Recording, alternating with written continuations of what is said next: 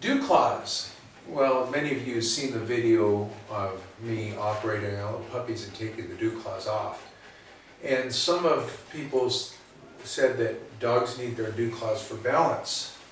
It might be true, and to climb out of ice is another video I saw. It might be true if the dewclaws are down near the foot. Now, these dewclaws are up a ways.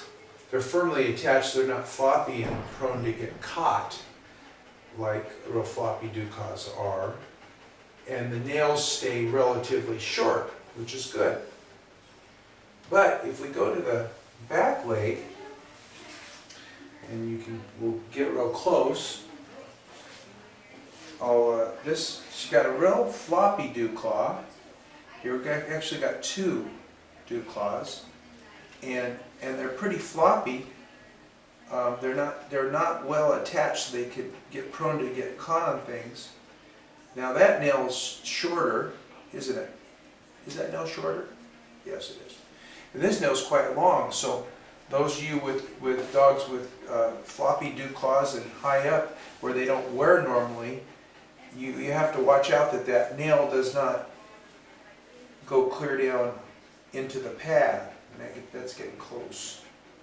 So if you're going to trim a nail like that, you can see where the pink is, right there, and you trim right ahead of that pink so it does not bleed. What you do is you get ahead of the pink like that, and then you give it a good, yeah, what do you think about that? What was that? So usually you would have somebody help you hold because some dogs they don't want their nails messed with, and it hurts slightly when you put pressure on it. But she was a very good boy, weren't she? He was a good boy. So watch those dewclaws. If they start to curl around, they can get caught on something. The nail can break, can get ripped off, and cause a lot of bleeding. You keep them trimmed, and that's why in some dogs, taking the dewclaws off at an early age is good, because if they're higher, if they're not attached very well, then they can create problems, can't they? You want to say bye? Who is that? What is it? This is the biggest dewclaw I've ever seen. You can see it's attached right there. Here's the foot.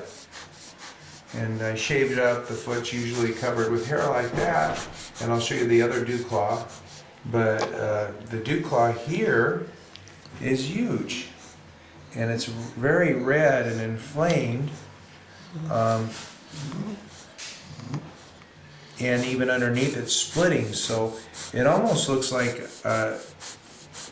either it's been that way and just weakening, or it's become kind of almost a growth or a tumor at the nail bed. So if we look underneath, we can see splitting like there, and there the dewclaw splitting off, and it's huge. Now there's no bone tumor at the base or no infection. It's just that the nail itself has become a burden and causing problems. Now the normal dewclaw on this side is more like that. Long, but not near as gross. So that's the normal size. And dewclaws can be easily ripped or torn when they get long. So this one could have actually been traumatized and grew like that, but it's something weird. I've never seen that before in 30 years, so that deserves a video. And because he's labeled caution, many cockers are fearful and they bite, so we use a muzzle, and we're gentle with them because once you put the muzzle on, they no longer can bite. So it relaxes them to some degree, even though he's really just going, will you quit? I'm done. So we're going to trim that off. So we're going to trim it not too far down, and I told the owner we probably should take it off. So here's the trimmed edge of the nails. You always want to find the quick, which is the red part, and trim. Well, as I explained in the video, Dewclaws and dogs, when they're loose and floppy and higher up on the leg, they can get caught in things, they can split, they can break off and cause problems. In dogs that are herding dogs or working dogs, it might be better to have their dewclaws removed when they're young. That way that might not happen. But if the dewclaws are firmly attached and lower, they might be used for balance, and they aren't prone to trauma and injury like the big floppy ones you see here.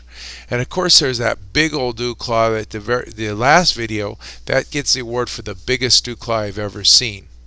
So anyway, I thought I'd just include those two dewclaw procedures and videos just to show you what a big old dewclaw and a curved in floppy dewclaw might look like.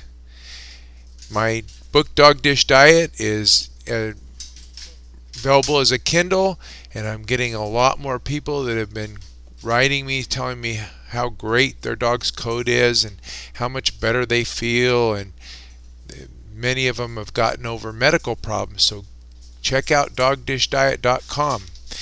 And I have a crock pot cookbook coming out soon, so look for that on www.dogdishdiet.com. Have a great day.